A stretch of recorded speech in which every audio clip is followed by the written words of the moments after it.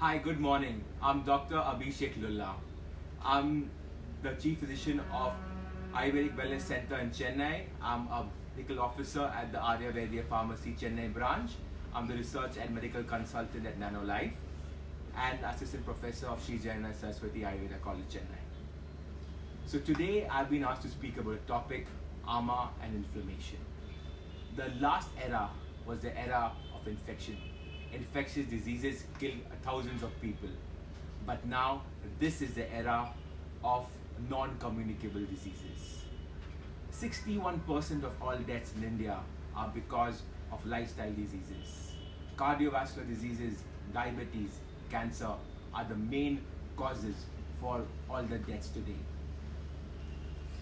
India ranks among the top 10 obese nations in the world. This is because we as Indians do not follow the principles of Ayurveda. Ayurveda speaks about eating 2 meals a day. Speaks about eating foods which are easy to digest and having low calories. Laghu apatarpana ahara. But we don't follow it. India is the diabetic capital of the world. Around 50 million people have reportedly diabetes, and by the year 2030 it's expected to be between 87 and 100 million. So if you know someone who has unexpected weight loss, has symptoms of increased appetite, increase in thirst, recurrent infection, please get your blood sugar checked. Inflammatory joint conditions are on the rise. We see a lot of patients having rheumatoid arthritis, SLE, and a lot of other autoimmune diseases. Fatigue, tiredness, weight loss, multiple joint pains, these are the symptoms of rheumatoid arthritis. Cancer. 1 out of 15 men and 1 out of 12 women today have developed cancer. Most of the men have tobacco-related cancer in India. All the oral cancers are seen mostly in men, while in women, cervix and breast cancer constitute of almost 40% of the cancer. More than 80% of cancers are lifestyle related. This is something we need to be aware of. We do not know the cause for cancer, but at least we know that 80% of cancers are lifestyle related. So now, what does Ayurveda speaks about all these lifestyle diseases? Ayurveda is eternal. It's been there for 5,000 years and will definitely be there for at least another 5,000 years. The concept of 3 doshas and Panchamahabhutas have remained the constant. And what is unique about our system of medicine is that while all the systems of medicine speak only about treatment of diseases, we also speak about maintenance of health in the healthy and speak about prevention of recurrence of diseases. Prevention of recurrence is something which is very, very unique to our Shastra, and this is something which the audience needs to know today. So if you want to look at our books, about 96% of the diseases are said to be caused because of the gut. And a lot of the diseases, most of the lifestyle diseases are caused because of improper digestion.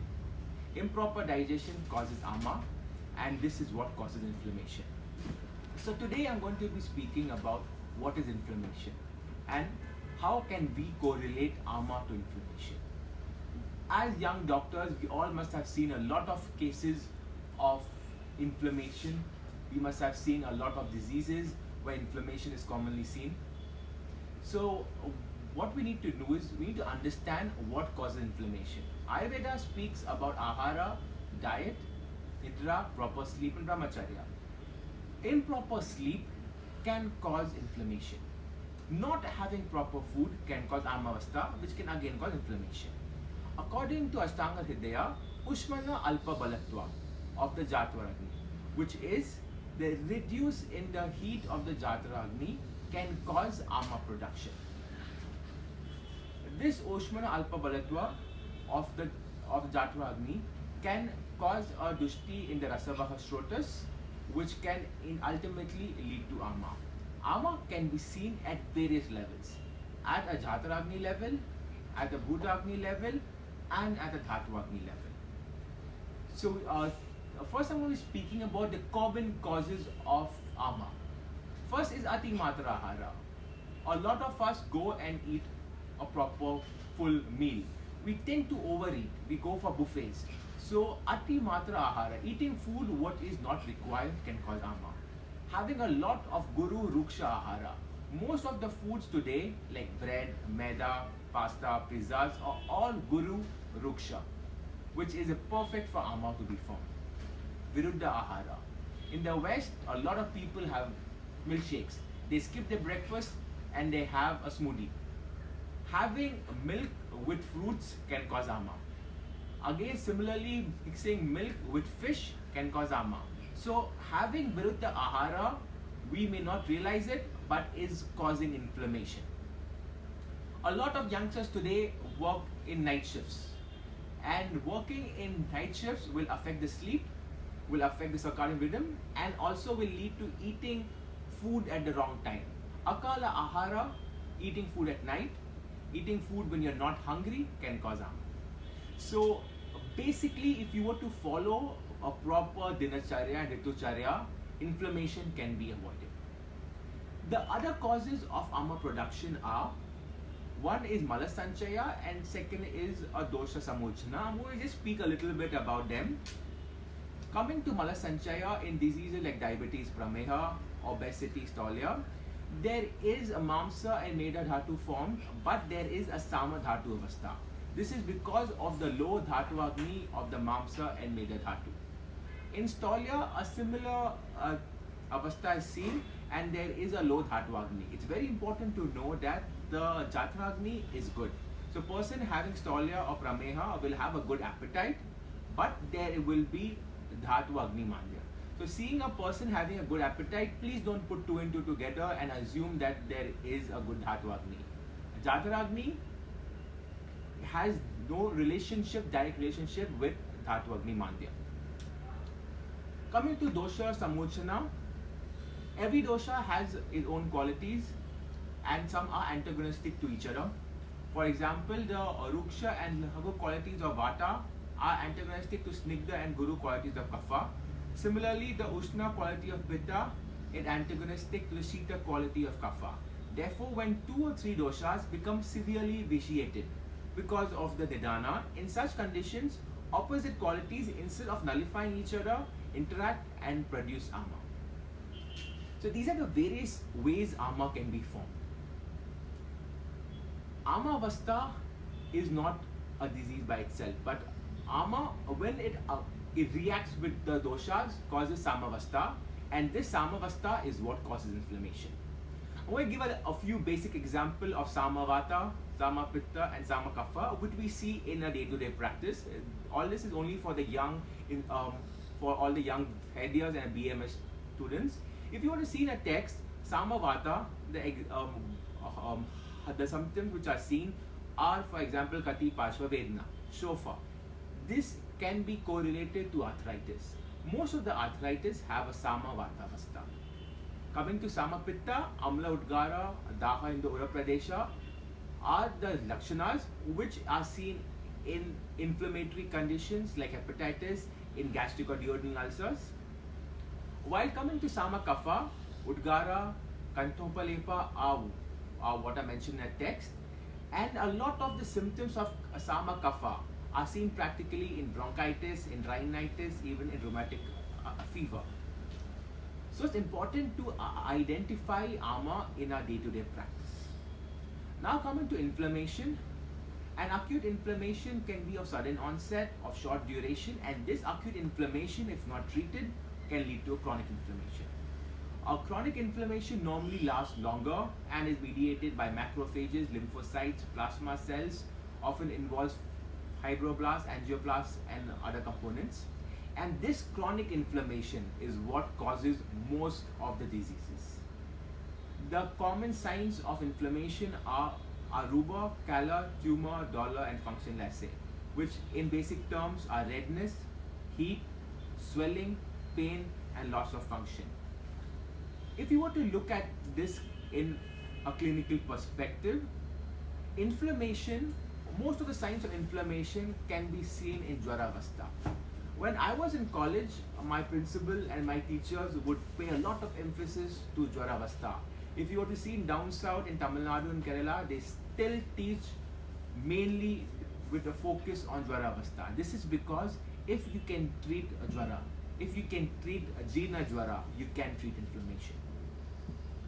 And most of the conditions which are inflammatory in origin have a Sama Dosha Avastha. So if one can understand how to treat a Jeena Jwara, he can definitely treat all inflammatory conditions. We'll be giving a simple few examples of Sama Kapha, Sama Pitta and Sama Vata. A Sama Kapha is basically all fibrous inflammations. A fibrous inflammation occurs when there is an extensive leakage of fluid from a vasculature. A Sama Pitta can be taken as all types of suppurative inflammations, inflammation where there is a lot of exudation of pus, and Sama Vata can be taken as a fibrous inflammation or scar tissue. When we have an injury, we have a scar tissue, and this type of inflammation is known as a Sama Vata type of inflammation. Coming to the Ama Chikitsa, this is something which we all know.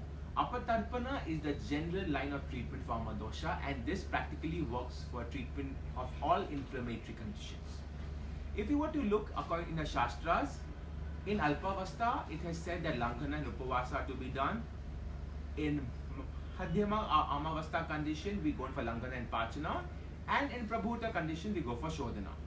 If there is pain, we first need to see whether the pain is caused because of Ama, and we need to go in for Deepana, Pachana drugs. We need to understand what is the difference between Deepana and Pachana. Dravyas which increase the Jataragni, for example Shankapushpi, Maricha, Bilva, are all Deepana drugs.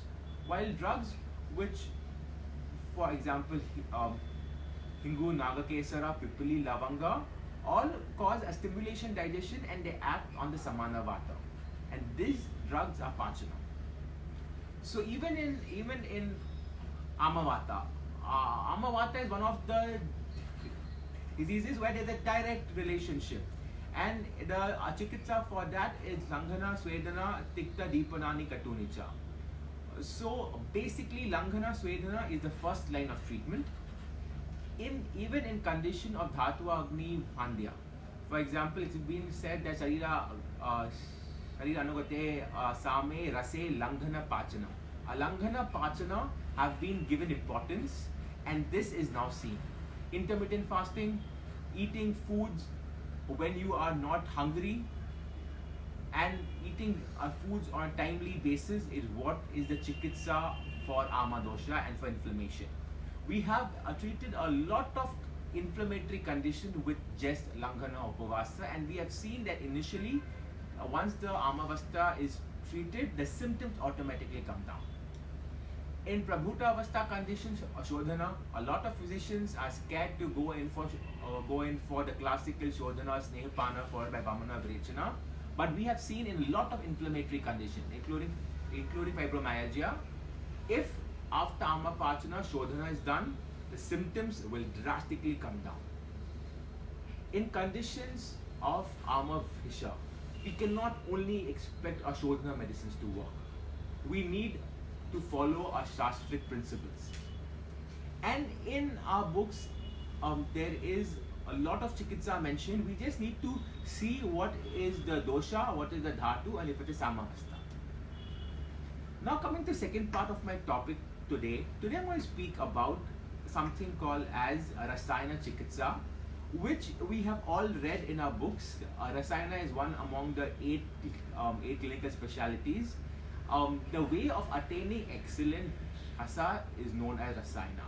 There are various types of Rasayana, right from Kuti Praveshika, but today I'm going to speak about the Rasayanas which as Vaidyas, as physicians, we can follow it in our day-to-day practice.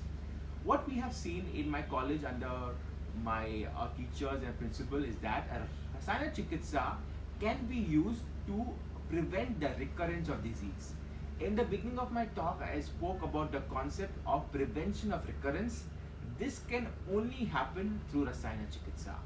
After giving Shodhana and Shamana, we have seen a lot of patients of joint pain, of arthritis, of bronchial asthma come back to us. This is because we do not treat the Kavaigunya at the level of the Shrotas, which can only be treated in the form of Rasayana. The Rasayana which I use practically in my practice are For a lot of the Vata Vyadis, I use a plain Lashuna Rasayana. We use other rasayanas like for example in bronchial asthma and in Hafaja conditions we use Ardhamana Pipali Rasayana. We have done studies on Lashuna Rasayana, Pipali Rasayana and have found to be very, very effective. This is especially for physicians living abroad, for all our patients of Ayurveda who live outside India and don't have access to our medicines.